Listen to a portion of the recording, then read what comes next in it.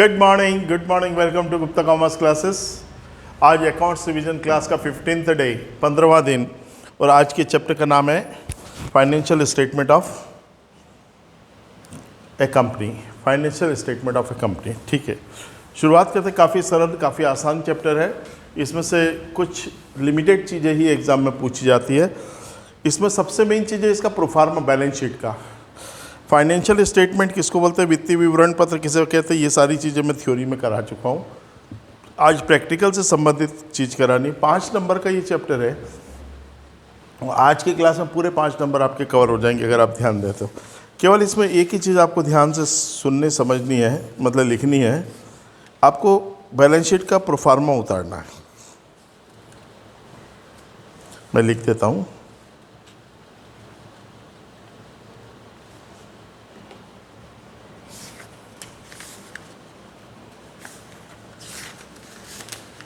Proforma of balance sheet, balance sheet of A company. Company के चिट्ठे का प्रारूप तैयार करना है। मैं करता हूँ।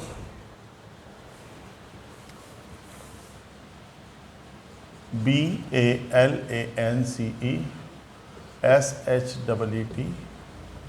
Balance sheet as at dash dash dash.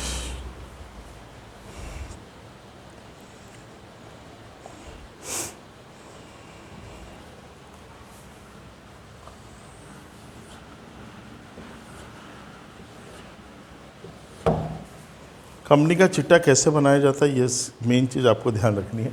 Particular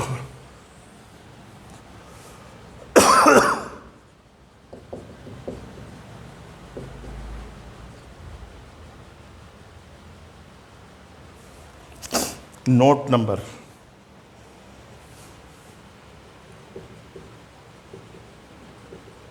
Hindi medium वाले भी हिंदी में, इंग्लिश में बनाएंगे।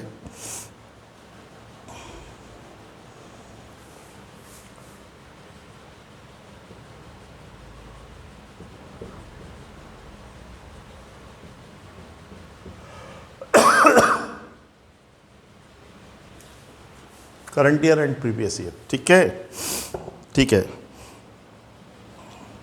शुरुआत करते हैं। Point number first, liabilities side से शुरू करते हैं। Equity and liabilities.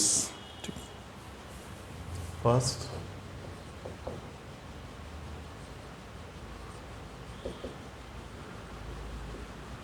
Equity and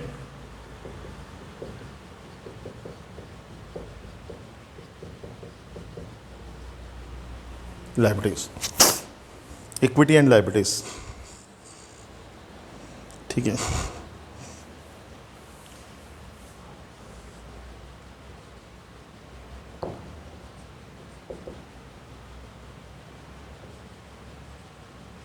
share holders fund, आयशदारी कोष। इसमें 3 चीज़ें लिखी है ABC करके। ए,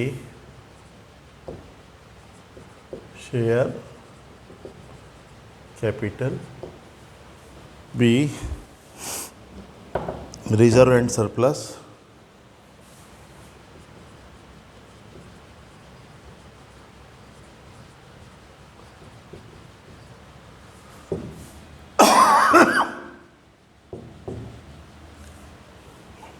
सी, money received against share warrant.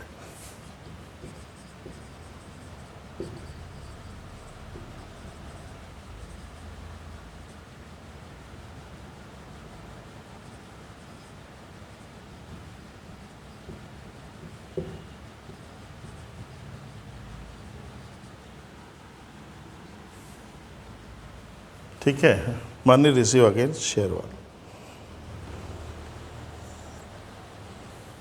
Second point आता है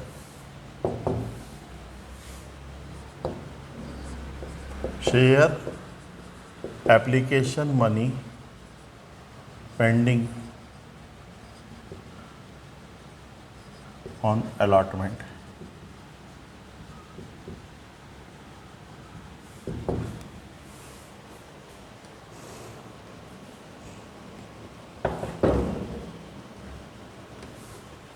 ऑन शब्द नहीं आएगा, हटा दिया। ठीक है। तीसरा आता है नॉन करंट लायबिलिटीज, थर्ड आएगा नॉन करंट लायबिलिटीज, गैर चालू दायित्व। अब नॉन करंट लायबिलिटीज में बहुत सारी चीज़ें आती है, तो नंबर 1 लिखेंगे ए, लॉन्ग टर्म बोरोइंग, दीर्घकालीन दायित्व। फिर आता है डेफर्ड टैक्स लायबिलिटी, बी,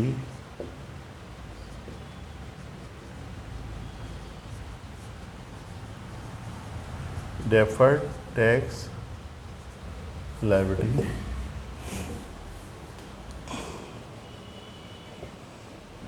तीसरा आता है other long term liability, C, other long term liability, D, long term provisions, long term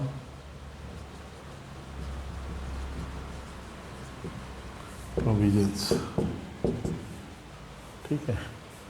चौथा आता है current liability, fourth main point.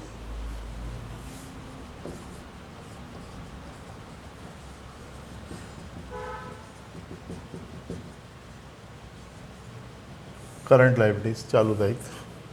अब इसके सब पॉइंट हो जाएंगे ABC करके। A, short term borrowing, A, short term borrowing,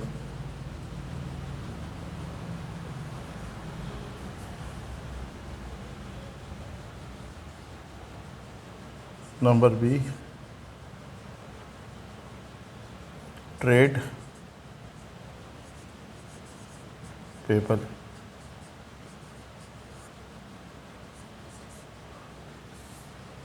short term borrowing, trade payable, C, other current liability,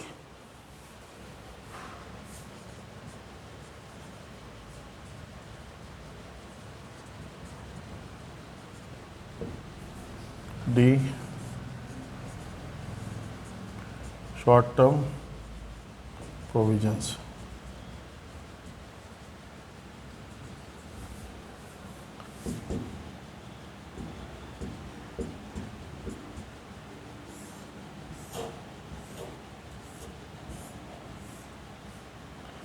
ये हो गया आपका टोटल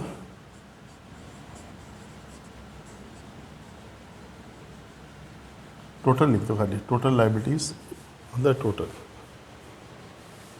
ठीक, ये आपका पूरा फर्स्ट बना इक्विटी एंड लायबिलिटीज। ये एक पार्ट पूरा हो गया।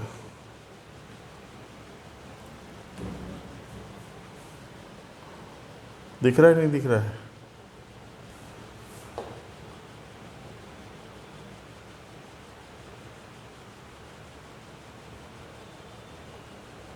शॉर्ट टर्म प्रोविजन लिखा है लास्ट में, ठीक है।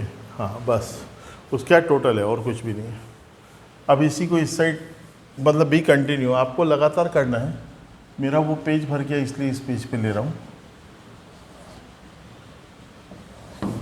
वही 3 column, B continue, second, ASSETS, assets, संपत्तियाँ। इसमें फर्स्ट नॉन करंट एसेट्स, पहला आ जाता है इसमें नॉन करंट एसेट्स, गैर चालू संपत्तियां। अब नॉन करंट एसेट्स में भी पार्ट हो जाएंगे। Number A, fixed assets, number B, tangible, दृश्य संपत्ति, दिखाई देने वाली। टेंजिबल एसेट्स, सी इंटेंजिबल अदृश्य संपत्तियां,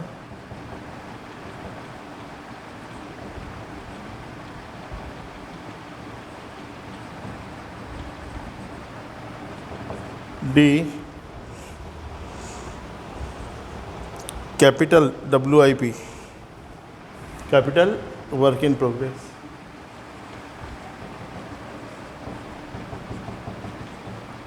खाली लिख लो, ये काम नहीं आता इतना, पर ठीक है, प्रोफार्मा है।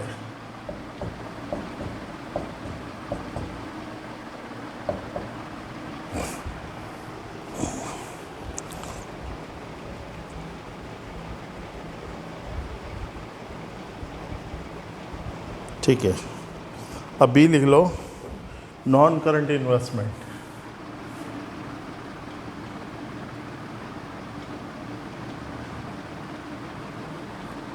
फर्स्ट लिखा मैंने नॉन करंट एसेट्स। अच्छा, इसमें ए fix asset,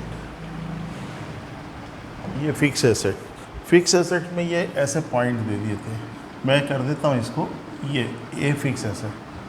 fix asset tangible हो सकती है, फिक्स एसेट इंटेंजिबल हो सकती है, fix asset capital and WIP। B non current, ये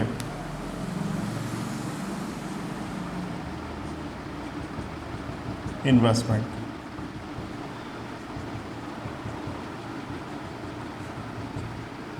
क्या आएगा B, non current investment.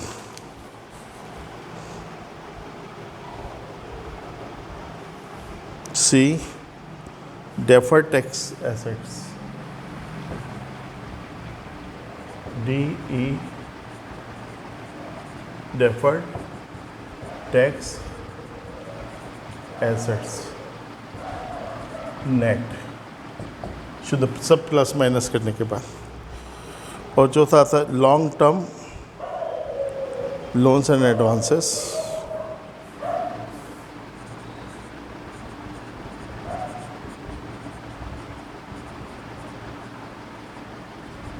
Loans and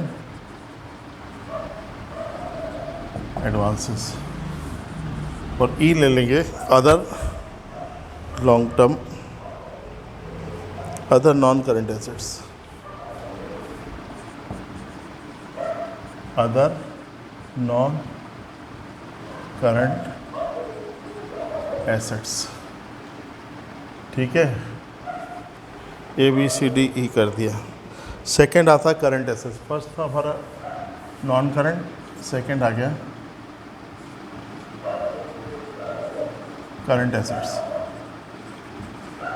अब करंट एसेट्स में 1 2 3 करके या ABC करके लिखो। Current investment A, current investments,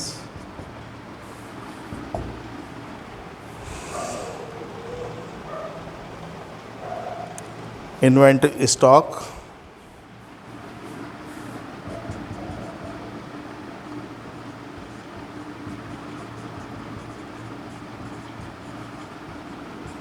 stock, trade receivable,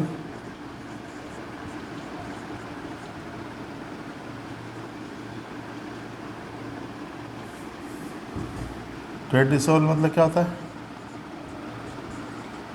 debtors plus BR, bills receivable, trade receivable. चौथा कैश एंड इक्विवेलेंट,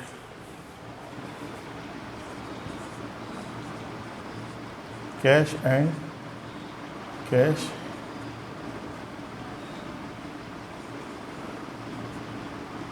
रोकड़ या रोकड़ समतुल्य।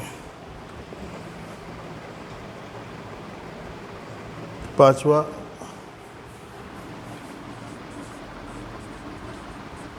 Short term loans and advances. और छठा लास्ट है अदर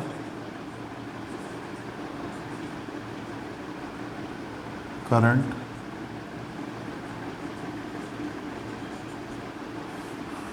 एसेट्स।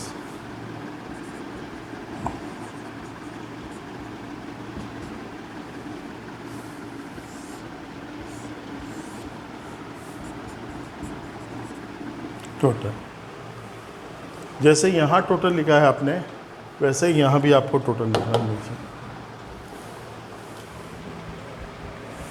कठिन है,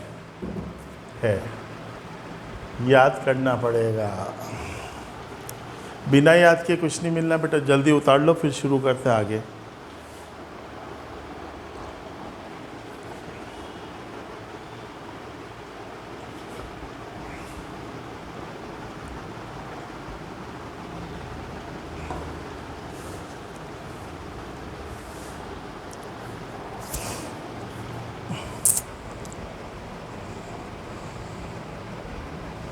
अब मैं बोले आप बोलो तो थोड़ा थोड़ा इसका मीनिंग बता दूँ, क्योंकि ये चैप्टर में बस यही है, बाकी तो अब अगले 10 मिनट में चैप्टर ख़त्म कर दूँगा।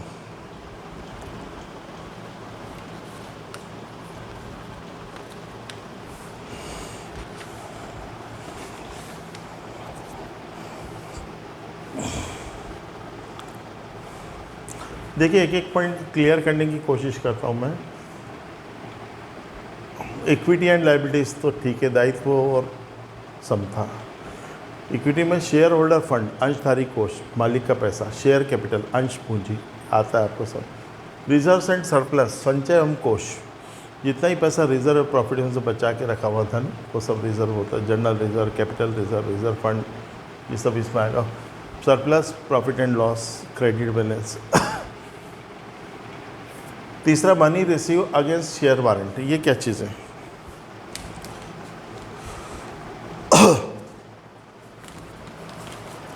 बेटा कोई कंपनी खुलती है ना, तो सबसे पहले पैसा कौन इन्वेस्ट करते हैं? उसके प्रमोटर्स, डायरेक्टर्स, संचालक, जो कि पहले क्या कहलाते हैं? प्रवर्तक। उस समय वो लोग क्या करते हैं? वो कमिट करते हैं, कंपनी के साथ कमिटमेंट करते हैं कि मैं 20 लाख दूंगा, मैं 50 लाख दूंगा, मैं 1 करोड़ दूंगा, जितना भी है। अब कंपनी को शुरू करने के लिए पैसे तो चाहिए रहते हैं, पर कंपनी शेयर कब इशू कर सकती है? रजिस्ट्रेशन होने के बाद। पर रजिस्ट्रेशन के पहले खर्चे कौन देगा? फाउंडर मेंबर्स बोलते हैं, जो कंपनी को चलाते हैं, जो कंपनी को शुरू करते हैं, प्रवर्तक, संचालक, मालिक कंपनी के। तो कंपनी क्या करती है? शेयर तो बाद में इशू करेगी।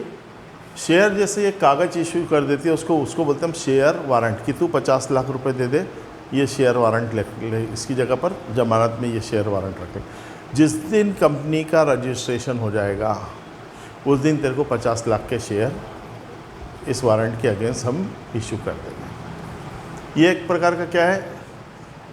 रिटर्न प्रूफ है कि हाँ इसने पैसा दे रखा है, इसको शेयर देना बाकी है, तो ये शेयर वारंट कहलाता है। बिना शेयर इशू किए पैसा प्राप्त करना कंपनी के द्वारा, और उसको लिख कर देना, इस बात को गारंटी देना कि जैसे ही रजिस्ट्रेशन होगा सबसे पहले आपको शेयर दे दिए जाएंगे। जो सेकेंड पॉइंट आया, एप्लीकेशन मनी पेंडिंग अलॉटमेंट। आपने कभी कभी देखा होगा एप्लीकेशन पर ज़्यादा पैसे आ जाते हैं, ओवर सब्सक्राइब हो जाता है, तो उसका पैसा हम कभी अलॉटमेंट में एडजस्ट करते हैं। तो जो एडवांस एक्सेस पैसा आया उसको लिख दिया हमने एप्लीकेशन मनी पेंडिंग अलॉटमेंट। ये अलॉटमेंट में एडजस्ट करना है एप्लीकेशन का, ठीक है। नॉन करंट लायबिलिटी मतलब गैर चालू दायित्व। गैर चालू मतलब दीर्घकालीन, लॉन्ग टर्म लायबिलिटीज। इसमें सबसे पहले लिखा हमने लॉन्ग टर्म बोरोइंग, दीर्घकाल के लिए आपने पैसा उधार लिया है। लॉन्ग टर्म किसको बोलते हैं? 1 साल से ज़्यादा के लिए, 2 साल, 3 साल, 5 साल, 10 साल के लिए पैसा उधार लिया, that is called long term, दीर्घकालीन, more than 1 year. If the loan amount is taken for more than 1 year, यदि ऋण हमने 1 वर्ष से अधिक के लिए लिया है तो वो दीर्घकालीन कहलाएगा, लॉन्ग टर्म कहलाएगा। फिर बाद में है डेफर्ड टैक्स लायबिलिटी, अस्थगित कर दायित्व। डेफर्ड टैक्स लायबिलिटी मतलब लॉन्ग टर्म टैक्स लायबिलिटी, हमने 10-20 साल का इकट्ठा टैक्स भर दिया, वो डेफर्ड टैक्स लायबिलिटी कहलाता है, दीर्घकालीन होता है। फिर है अदर लॉन्ग टर्म लायबिलिटी, अन्य दीर्घकालीन दायित्व, ठीक है। लॉन्ग टर्म प्रोविजंस, अगर हमने लंबे समय के लिए प्रोविज़न किए, प्रावधान किए, पैसा बचा के रखा, हुआ आ जाएगा, ठीक है। चौथा पॉइंट आया करंट लाइबिलिटीज, चालू दायित्व। चालू दायित्व में देखो शॉर्ट, वहाँ लॉन्ग टर्म था तो ये ऐसे कैसे शॉर्ट टर्म हो जाएगा। शॉर्ट टर्म बोरिंग अल्पकालीन उधारी 1 साल से कम के लिए। ट्रेड पेबल मतलब क्रेडिटर्स और बिल्स पेबल, लिखूँ क्या यह आता है आपको, क्रेडिटर्स और bills payable. Other current liability चालू दायित्व जो 1 साल से कम की अवधि के होते हैं वो चालू दायित्व कहलाते हैं, वो आ जाएगा। और शॉर्ट टर्म प्रोविजंस अल्पकालीन प्रावधान 1-2 महीने के लिए कोई प्रावधान क्या होगा तो वो आ जाए। इनका टोटल करेंगे तो ग्रैंड टोटल आ जाएगा नीचे टोटल। अब हम आते हैं एसेट साइड में।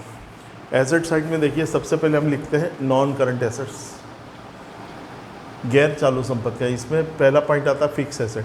फिक्स एसेट टेंजिबल एसेट भी हो सकती है, दृश्य संपत्ति जो दिखाई देते हैं, building, machinery, furniture, motor car. Intangible goodwill, patent, copyright, trademark. अदृश्य संपत्तियाँ जो दिखाई नहीं देती, इंटेंजिबल।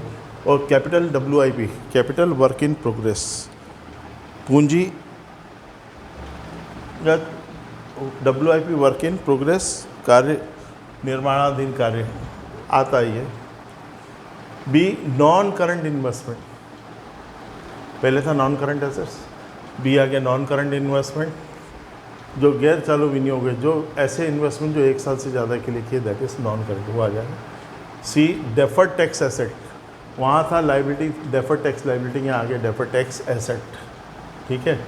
और चौथा आया long term loans and advances, अगर आपने दीर्घकाल के लिए लोन और एडवांस दिए तो वो आ जाएगा। और अदर करंट ये अदर नॉन करंट एसेट्स, और भी कोई नॉन करंट एसेट्स होगी तो वो आ जाएगा। सेकेंड करंट एसेट्स चालू संपत्तियाँ, इसमें करंट इन्वेस्टमेंट, दूसरा इन्वेंट्री मतलब स्टॉक, तीसरा ट्रेड रिसेबल मतलब डेटर्स और bills receivable, cash and cash equivalent, नगद या रोकड़ समतुल्य। रोकड़ समतुल्य किसको होते हैं, ऐसी संपत्तियाँ, ऐसी चीज़ें जिन्हें तुरंत या बहुत ही कम समय में रोकड़ में परिवर्तित किया जा सकता है ना। और उसके बाद इसमें लिखा है short term loans and advances और अदर करंट एसेट्स, टोटल लगा लें। ये कम से कम आपको घर पे 5-5 बार लिखना है ये प्रोपार, तब आपको पूरा याद होगा और आपके काम आएगा, ठीक है। अब मैं इसके वो शुरू करवा देता हूँ, क्या चीज़, एग्ज़ाम में कैसे क्वेश्चन आएगा। हालांकि इस चैप्टर के पहले अब आपको ये मालूम होना चाहिए था कि करंट एसेट्स में क्या आता है, करंट लायबिलिटीज़ में क्या आता है, ठीक है। अब क्या कर सकते हैं,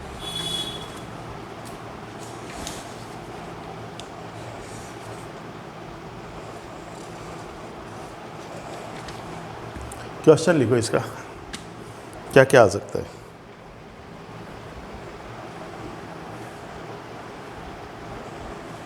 क्वेश्चन नंबर फर्स्ट, पहला प्रश्न मैं मिटा ही देता हूँ।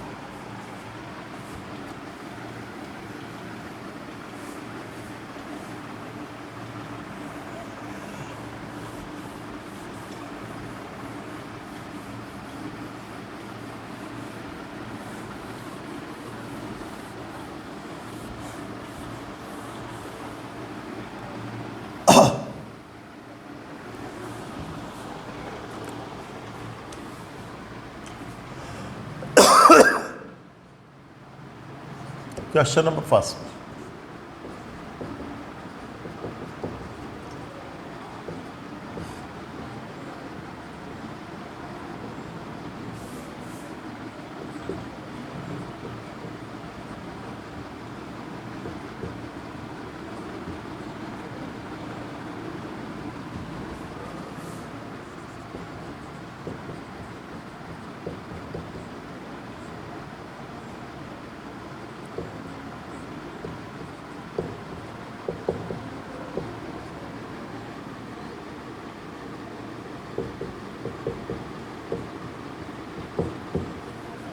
write any 4 name of current assets।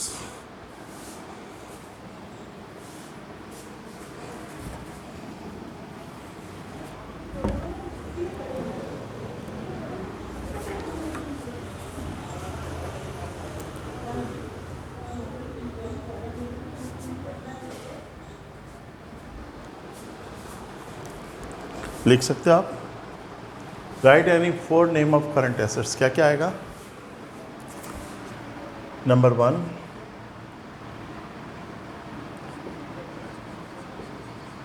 Debtors, number 2, bills, receivable,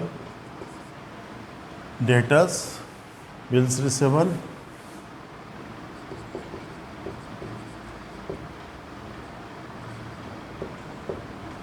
inventories मतलब stock,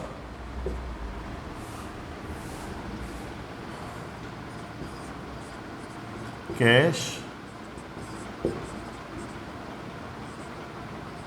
bank, prepaid expenses. इसने बोला था राइट एनी 4 नेम, मैंने 6 लिख दिया आपके सामने। बस ऐसा प्रश्न आता है वहाँ परीक्षा में। Second question, right any 4 name of current liability. चालू संपत्तियों की जगह दूसरा प्रश्न लिख लिया ना, उतार लिया ये।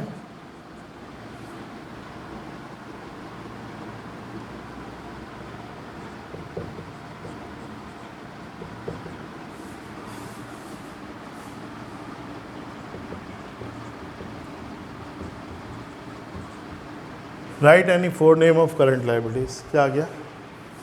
चालू दायित्वों के 4 नाम लिखिए। करंट लायबिलिटी में क्या आएगा? Number 1,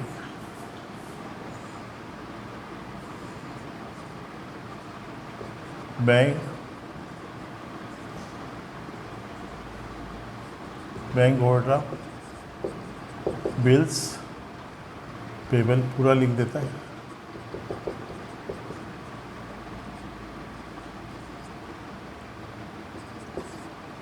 bank overdraft, bills payable, creditors,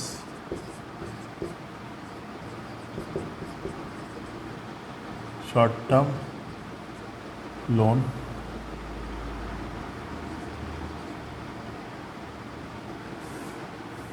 ठीक है।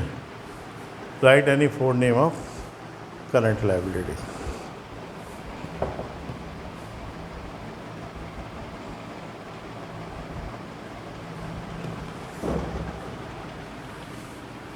अगला क्वेश्चन देते आपको, right any 4 name of non current assets.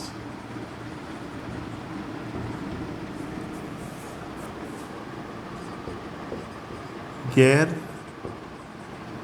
चालू संपत्तियों के कोई 4 नाम लिखो।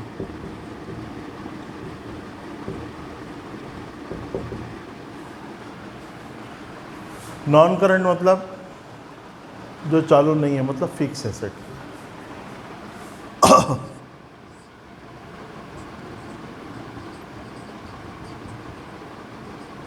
Furniture, building,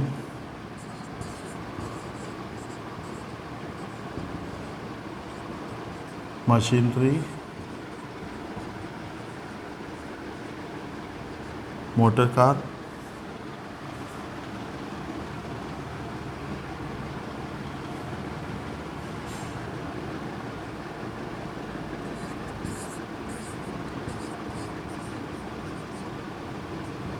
goodwill,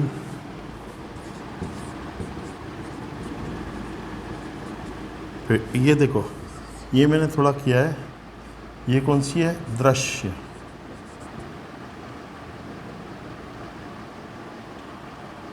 tangible. और ये जो लिख रहा हूं आप, अदृश्य।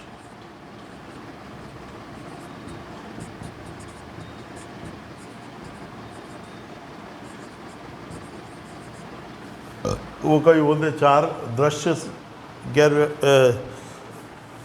दृश्य संपत्तियों के नाम लिखो, गैर चालू संपत्तियों के, या 4 अदृश्य। तो गुडविल, पेटेंट, ट्रेडमार्क,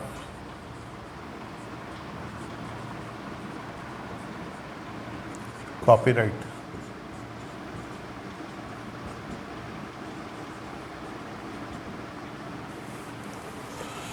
ये 4 दृश्य गैर चालू संपत्ति हो गई, ये 4 अदृश्य गैर चालू संपत्ति हो गई। ये 4 for tangible non current assets है और ये 4 इंटेंजिबल नॉन करंट एसेट्स है।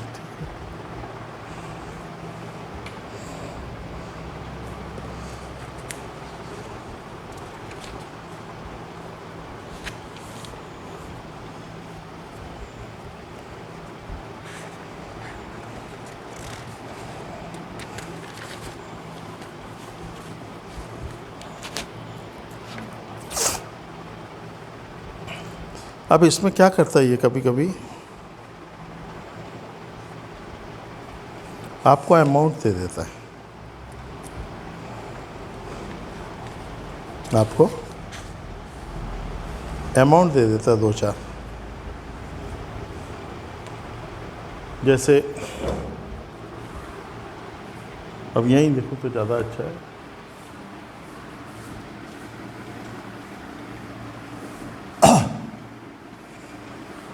चलो हमारी संपत्ति तरफ तो बनी हुई है ना अभी एसेट साइड, एसेट्स वाले अमाउंट लिख देता हूँ मैं।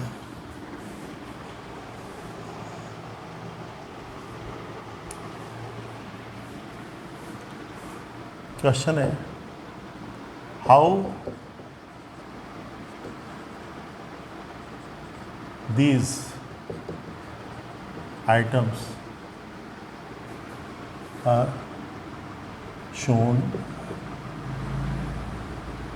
in balance sheet।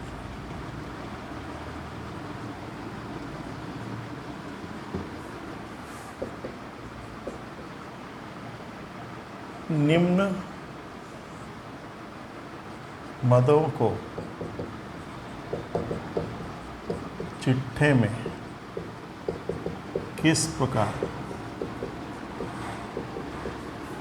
दर्शाएंगे।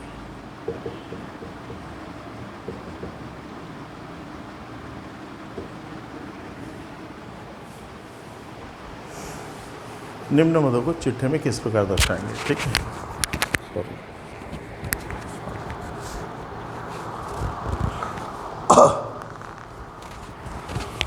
अब इसमें आपको लिख दिया मैंने, जैसे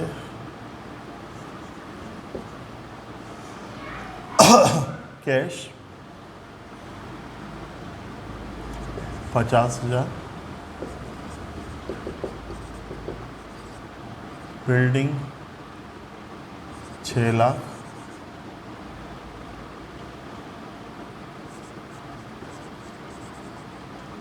गुडविल 1 लाख,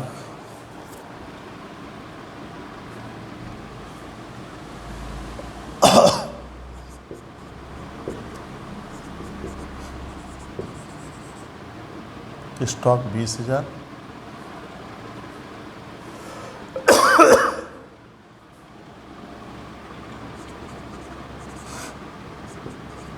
लॉन्ग टर्म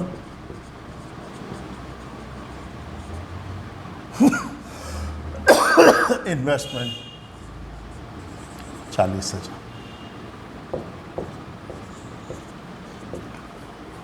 भाई साहब 5 नंबर में आपको प्रश्न दे दिया कि इन मदों को, इन आइटम्स को एसेट्स बैलेंस शीट में कैसे दर्शाएंगे। अगर आपको ये बैलेंस शीट का प्रोफार्मा याद है तो आप इसे सिस्टमेटिक दर्शा सकते हैं। बोलो कैश कहाँ आएगा, कैश ये रहा, कैश एंड कैश इक्विवेलेंट। अब देखिए कोशिश करता हूँ मैं इसमें ही आपको बताने की। सीक्वेंस ये ऐसा कैसा रहेगा, ये नहीं कि कैश पहले लिखा तो पहले लिख दो। हाँ, कैश एंड कैश इक्विवेलेंट 50,000 दे रखा है तो कैश एंड कैश इक्विवेलेंट में लिख दिया हमने 50,000, ठीक है। बिल्डिंग काय में आता है, बिल्डिंग काय में आता है, जल्दी बोलो। नॉन करंट स्थायी संपत्ति है। नॉन करंट में 2 चीज़ें, टेंजिबल और इंटेंजिबल, तो टेंजिबल में आएगा कितना 6 लाख, टेंजिबल में आ गया 6 लाख। ठीक है, अब इनटेंजिबल, अच्छा मान लो एक और चीज़ लिख देता हूँ मैं यहाँ, छठा पॉइंट, फर्नीचर। अच्छा बना दूँ ना सवाल, 10,000। अब टेंजिबल में बिल्डिंग भी आता है, देखो कैश तो हो ही गया, बिल्डिंग भी आता है और फर्नीचर भी, दोनों टेंजिबल है। 60 हुए 10 या 70, तो टेंजिबल में हमने लिख दिया यहाँ 70,000। 70,000, 7 लाख नहीं, सॉरी 6 लाख की वो थी और 10 ये 6,10,000।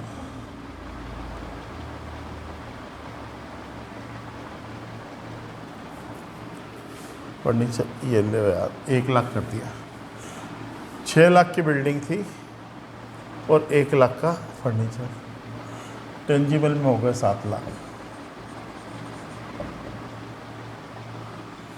गुडविल काय में आता है, इंटेंजिबल, इंटेंजिबल में आ गया 1 लाख। स्टॉक, स्टॉक काय में आता है, करंट एसेट्स, ये रहा इन्वेंट्री, कितना 20,000। स्टॉक। लॉन्ग टर्म इन्वेस्टमेंट, दीर्घकालीन विनियोग, लॉन्ग टर्म इन्वेस्टमेंट मतलब non current investment, B point लिखा होगा यहाँ पे, 40,000, ये नॉन करंट इन्वेस्टमेंट 40,000। ठीक है, और फर्नीचर हमने कर ही दिया। सारी चीज़ें हो गई, यस सर। 2 4 6, 3 2 5, इसमें डबल है 6, हो गया। बस आपको ऐसे शो करना आना चाहिए। अब भाई ये 7 लाख रुपए लिखा है, टेंजिबल एसेट 7 लाख, दृश्य संपत्ति आप मालूम ही नहीं पड़ता क्या है, तो इसके लिए हमने यहाँ पॉइंट डाल देते हैं नंबर 1, सपोज यहाँ डाल दिया नंबर 2। अब ये किसमें है पॉइंट आपका, नोट टू अकाउंट, क्या है, नोट टू अकाउंट। ये शो करने का ऐसे लिखना पड़ता है, NOTE, नोट टू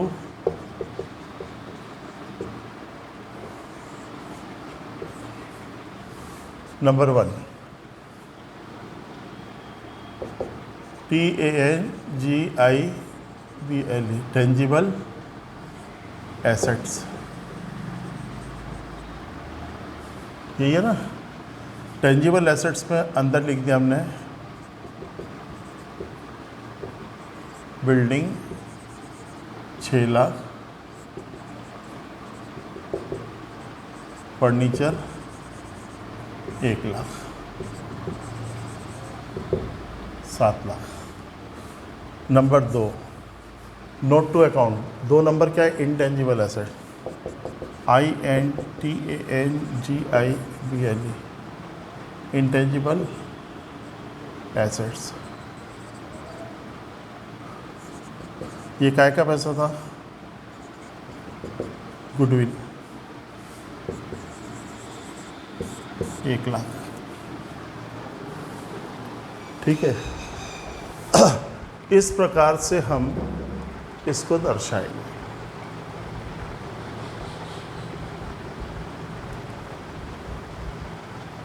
कुछ भी नहीं, आपको प्रोफार्मा याद, खाली आप तो इतना शो कर दोगे चलेगा।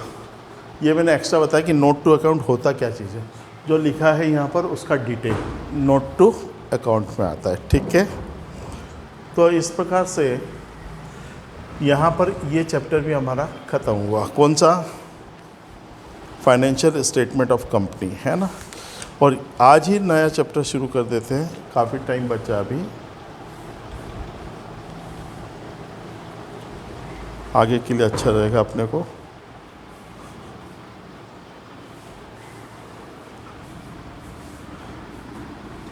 उतार लिया भाई सर,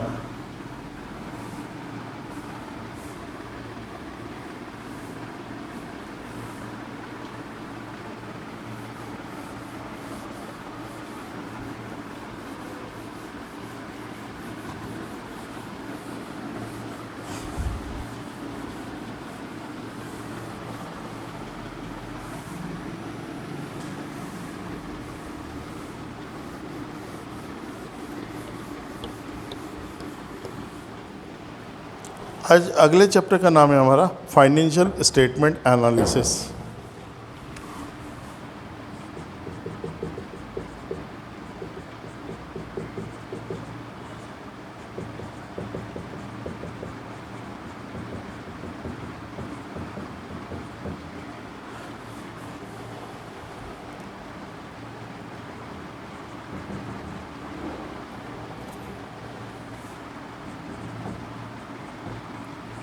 वित्तीय विवरणों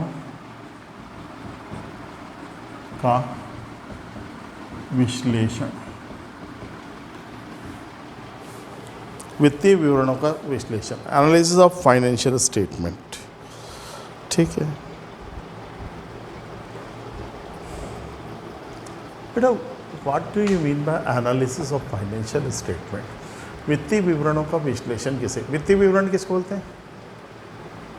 फाइनेंशियल स्टेटमेंट अभी किया अपन ने, वो फाइनेंशियल थ्योरी में मैं करा चुका हूँ, पर फिर भी आपको बता दूँ बेटा, a statement who show the financial position of the company is called financial statement. एक ऐसा वित्तीय विवरण पत्र, ऐसा विवरण पत्र जो संस्था की वित्तीय स्थिति, आर्थिक स्थिति को दर्शाता है, वित्तीय विवरण पत्र कहलाता है। ठीक है, ये financial statement includes trading account, profit and loss account, balance sheet. It is prepared at the end of the year. यह वर्ष के अंत में बनाया जाता है। इसके अंतर्गत व्यापारिक खाता, लाभानी खाता, चिट्ठा आता है। P&L account show the actual financial, ये एक्चुअल प्रॉफिट और loss of the firm, and balance sheet show the actual financial position of the company. बेटा, लाभ हानि खाता वास्तविक लाभ या हानि को दर्शाता है, जबकि चिट्ठा कंपनी की वास्तविक आर्थिक स्थिति को दर्शाता है। ठीक है, तो एनालिसिस ऑफ फाइनेंशियल स्टेटमेंट, वित्तीय विवरण का विश्लेषण शुरू करते हैं। इसमें एक बनता है हमारा तुलनात्मक विवरण पत्र का विश्लेषण। इसमें फर्स्ट आता है कंपैरेटिव फाइनेंशियल स्टेटमेंट, तुलनात्मक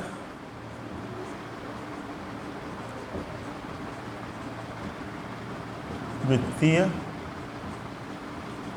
विवरण पत्र।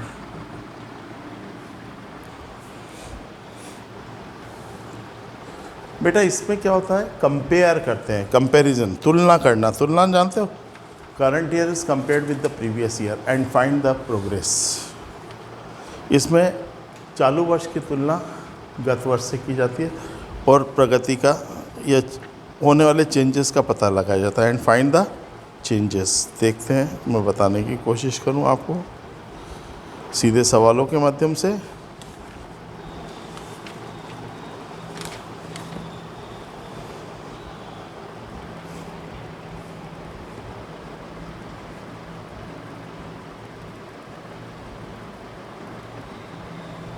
अब देखिए, क्वेश्चन नंबर 3 देते हैं, प्रश्न क्रमांक 3, उससे आपको क्लियर हो जाएगा। क्वेश्चन नंबर 3,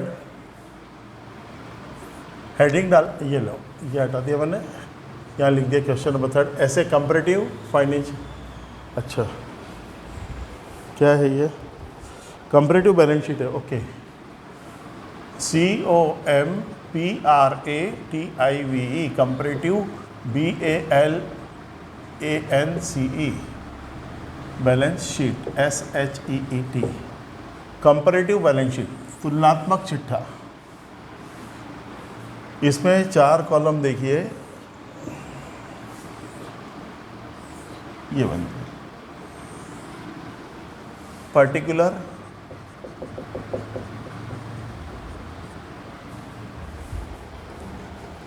कौन कौन से ईयर का दिया, 17 और 18, 2017, 2018, चेंज और चेंज परसेंट, 2017, 2018, चेंज और चेंज परसेंट। ठीक है, खाली आपको क्वेश्चन उतारना, आंसर तो 2 मिनट में आ जाएगा। शेयर होल्डर फंड 6,09,000 लिखूं, share holders fund 6,09,000।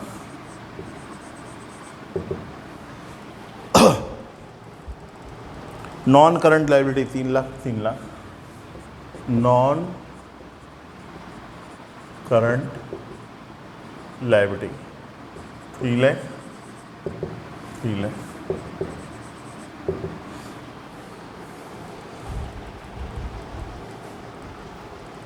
Current liability 1,00,000 2,00,000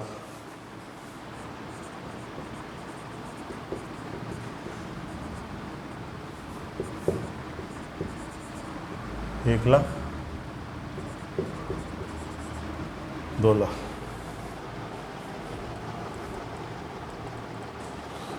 non current assets 7,00,000 10,00,000 85,000 non current assets 7,00,000 10,00,000 85,000।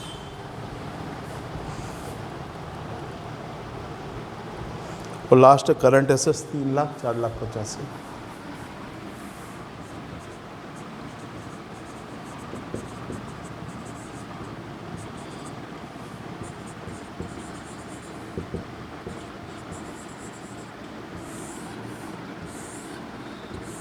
ठीक साथियों, यदि आप देख रहे हैं तो हमने केवल क्वेश्चन उतारा है, अभी कुछ भी नहीं किया, इसमें प्रश्न उतारा है बस। आंसर भी लगभग तैयार है। टोटल तो लगा ही सकते हो ना, लगा लो। 9 3 12 तो 14 10 24 और 4 28 29,000 29,000 29,00,000 9 3 12 तो 14 और 10 24 और 4 28,00,000 29,00,000 29,00,000। यहाँ का टोटल 6 और 3 9 और 1 10 7 17 3 20,00,000।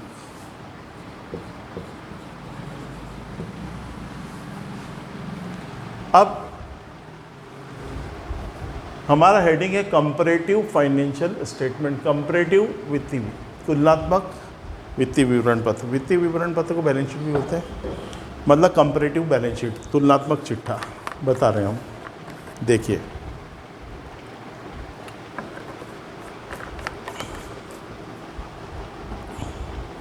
कंपेयर करना जानते हैं। 2017 में बैलेंस शीट का टोटल हमारे यहाँ 20,00,000 था, आज क्या हो गया 29,00,000 हो गया, बढ़ गया कितना 9,00,000 प्लस या माइनस प्लस। बस इसको कंपेयर, कितना सरल है देखना। ये 6,00,000 है, 6 के कितने हो गए 9, कितना बढ़ गया 3,00,000। माइनस में होता तो माइनस में लिखते, प्लस में होता प्लस लिखने की जरूरत नहीं, ऑटोमेटिक प्लस है। अब ये 3,00,000 का 3,00,000 कोई चेंज नहीं। ये 1,00,000 का क्या हो गया 2,00,000, कितना चेंज हो गया 1,00,000। आ रहा है ना भाई। 7,00,000 का 10,00,000 50,000 3,00,000 50,000। 3,00,000 का 4,00,000 50,000 1,00,000 50,000। माइनस करना है डिफरेंस। 20,00,000 का 29,00,000 9,00,000।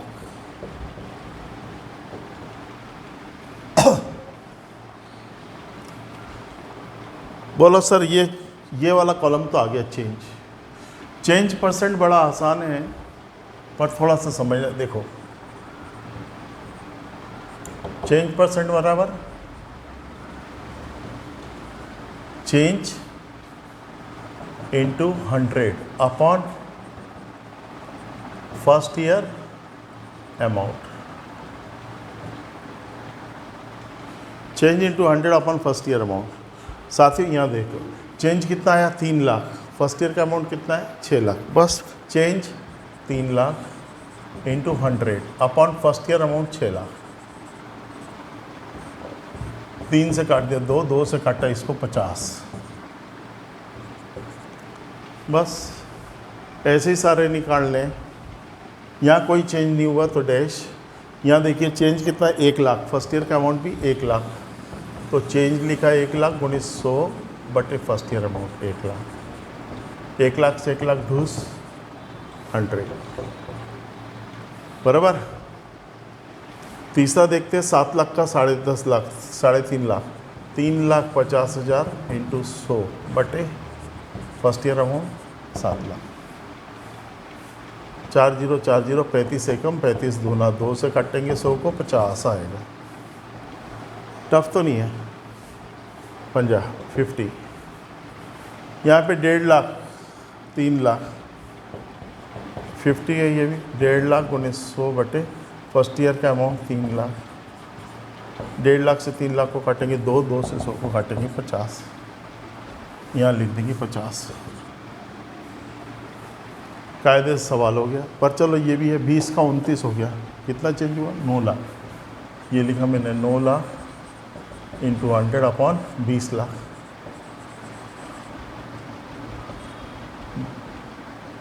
पाँच जीरो 1 0 1 0 कितना हुआ 2 से काट दो ना, 2 पंजे 10 9 पंजे 45 45। हाँ जी, क्या किया, कुछ हद तक आया समझ में। हमने कुछ भी नहीं किया, बस जो क्वेश्चन दिया था उसे उतारा, उसके बाद क्या चेंज आया वो देखा और फिर उसका चेंज परसेंट निकाला। चेंज परसेंट का फार्मूला है हमारे पास। चेंज परसेंट बराबर चेंज इंटू 100 अपन पहले साल का अमाउंट, फर्स्ट ईयर अमाउंट। इसके आधार पर हम सवाल करेंगे तो सारे सवाल आपके हो जाएंगे, सारे सवाल आपके आ जाएंगे। ये मैंने आज शुरुआत कर दी एनालिसिस ऑफ फाइनेंशियल स्टेटमेंट की, वित्तीय विवरण का विश्लेषण। ये हमने एनालाइज करना मतलब तुलना करना, to compare. Current years datas are compared with the previous year datas. चालू वर्ष के समंकों को गत वर्ष से तुलना करना एंड फाइंड द प्रोग्रेस, तथा प्रगति का अंदाज लगाना। पिछले साल सेल 10 लाख था, इस साल 15 लाख हुआ, मालूम पड़ता है बिजनेस प्रोग्रेस कर रहा है। पिछले साल सेल 10 लाख था, इस साल 7 लाख हुआ, मालूम पड़ता है डिमोशन में आया। समझे ना। तो ऑटोमेटिकली जब हम कंपेयर करते हैं, जब हम तुलना करते हैं, तो हमें सारी चीज़ सामने स्पष्ट मालूम पड़ती है कि क्या हो रहा है क्या नहीं। ठीक है, तो इस प्रकार से बेटा ये वाला भी है, मतलब वो चैप्टर तो समाप्त हुआ ही आपका फाइनेंशियल स्टेटमेंट, और साथ में हमने एनालिसिस ऑफ फाइनेंशियल स्टेटमेंट का भी कुछ पोर्शन आज आपको करवा दिया है ना। बाकी हम कल भी यही पीरियड रहेगा, मतलब यही वाला चैप्टर रहेगा, और कल और परसों में कोशिश करेंगे कि 2 दिन में पूरा ही उड़ जाए। कल उड़ जाए तो अच्छा, पर कल पॉसिबल नहीं है सब, फिर भी कोशिश करूँगा मैं, नहीं तो परसों तक तो हो ही जाएगा। ठीक है, तो आज का क्लास हम यहीं समाप्त करते हैं। Have a nice day.